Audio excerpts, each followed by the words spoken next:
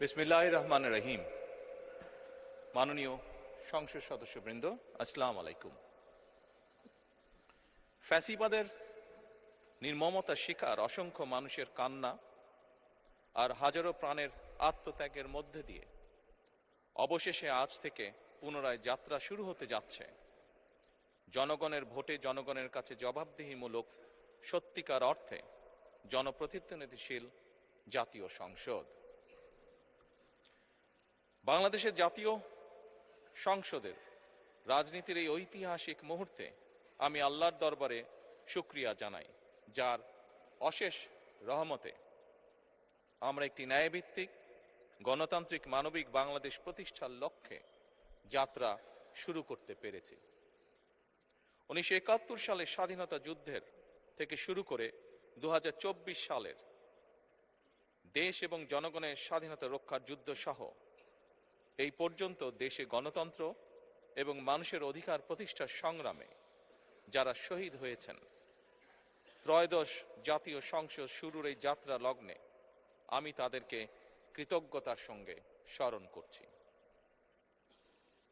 এই আন্দোলন সংগ্রামে যেসব মায়েরা তাদের সন্তান হারিয়েছেন, যেসব সন্তানেরা তাদের প্রিয়জন হারিয়েছেন, যেসব পরিবার তাদের সন্তান স্বজন হারিয়েছেন, যেসব আহত মানুষকে তাদের স্বাচ্ছন্দ্যের জীবন হারাতে হয়েছে, যেসব মানুষগুলো নির্যাতন, নিপীড়ন, রাজনৈতিক হয়রানি কিংবা মিথ্যে মামলা শিকার হয়ে সর্বস্ব হারিয়েছেন, আমি তাদের সকলের অবদানকেও কৃতজ্ঞতার সঙ্গে স্মরণ করছি।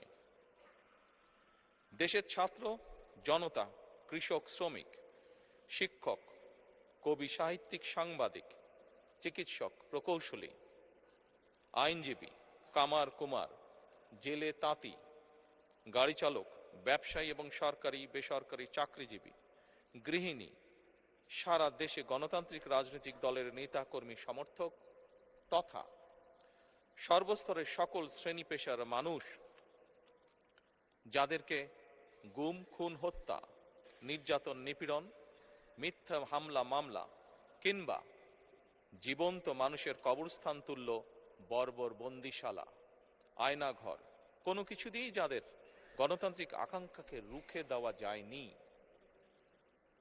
যাদের সাহসী ভূমিকায় দেশে পুনরায় গণতন্ত্র ফিরে এসেছে, আমি ত্রয়োদশ জাতীয় সংসদের এই যাত্রা লগ্নে দেশের স্বাধীনতা প্রিয় গণতান্ত্রিক আমি বীর ছাত্র জনতাকে জানাই অভিনন্দন।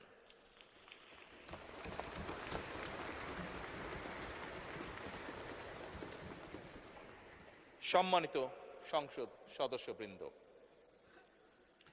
দেশনেত্রী মরহুমা বেগম খালেদা জিয়া জনগণের অধিকার প্রতিষ্ঠায় দেশে সংসদীয় গণতন্ত্র প্রতিষ্ঠা করেছিলেন, সংসদীয় গণতন্ত্রকে প্রাতিষ্ঠানিক রূপ দিয়েছিলেন। সেই গণতন্ত্রকে প্রহসনের রূপ দিয়ে জাতীয় সংসদকে হাস্যরসের খোরাকে পরিণত করা হয়েছিল। দেশে তাবিদারি শাসন শোষণ কায়েম করা হয়েছিল। দেশে সংসদীয় গণতন্ত্র এবং জনগণের অধিকার পুনঃপ্রতিষ্ঠা করার জন্য দেশনেত্রী বেগম খালেদা জিয়া জীবনের শেষ দিন পর্যন্ত লড়াই করেছেন। জীবনে কখনোই স্বৈরাচার কিংবা ফ্যাসিবাদের সঙ্গে আপোষ করেননি।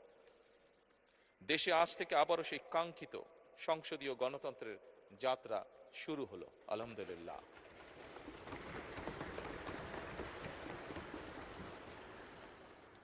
সংসদীয় রাজনীতি প্রতিষ্ঠাতা খালেদা জিয়া দেশ এবং জনগণের সাফল্যে এই শুভ মুহূর্তটি দেখে যেতে পারেননি।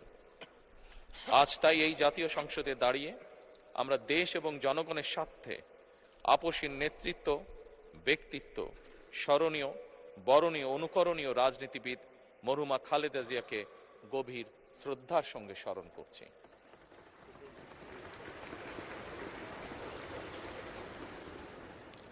সম্মানিত সংসদ সদস্যবৃন্দ, দেশে বহুদলীয় গণতন্ত্রের প্রবক্তা এবং প্রবর্তক, স্বাধীনতার ঘোষক শহীদ প্রেসিডেন্ট জিয়াউর রহমানের একটি উক্তির কথা আপনাদের সামনে আমি স্মরণ করতে চাই। তিনি বলেছিলেন, জনগণই যদি রাজনৈতিক দল হয় তাহলে আমি সেই দলেরই আছি।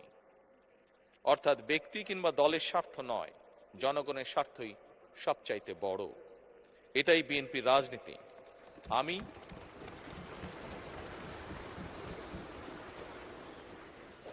আমি প্রথমবারের মতন বাংলাদেশ জাতীয়তাবাদী দল বিএনপি থেকে জাতীয় সংসদ সদস্য নির্বাচিত হয়েছি। জাতীয় সংসদের সংসদীয় দলের নেতা নির্বাচিত হয়েছি। জাতীয় সংসদে দলের প্রতিনিধিত্ব করলেও প্রধানমন্ত্রী হিসাবে আমি এই জাতীয় সংসদে দেশের প্রতিনিধিত্ব করছি। দল, মত, ধর্ম, বর্ণ নির্বিশেষে দেশের জনগণের প্রতিনিধিত্ব করছি। আমার রাজনীতি দেশ এবং জনগণের স্বার্থ রক্ষা করার রাজনীতি। বিএনপির রাজনীতি জনগণের জীবন মান উন্নয়ন এবং স্বনির্ভর বাংলাদেশ গড়ার রাজনীতি। প্রতিটি পরিবারকে স্বনির্ভর করাই আমাদের রাজনীতির লক্ষ্য। প্রতিটি পরিবারকে স্বনির্ভর করার মাধ্যমেই বিএনপি একটি স্বনির্ভর, সমৃদ্ধ, নিরাপদ, গণতান্ত্রিক বাংলাদেশ প্রতিষ্ঠা করতে চায়। এই লক্ষ্য অর্জনে আমি জনগণের সমর্থন এবং সহযোগিতা চাইছি। এই মহান জাতীয় সংসদে সকল দলের নির্বাচিত প্রতিজন সংসদ সদস্যের সমর্থন এবং সহযোগিতা আশা করছি।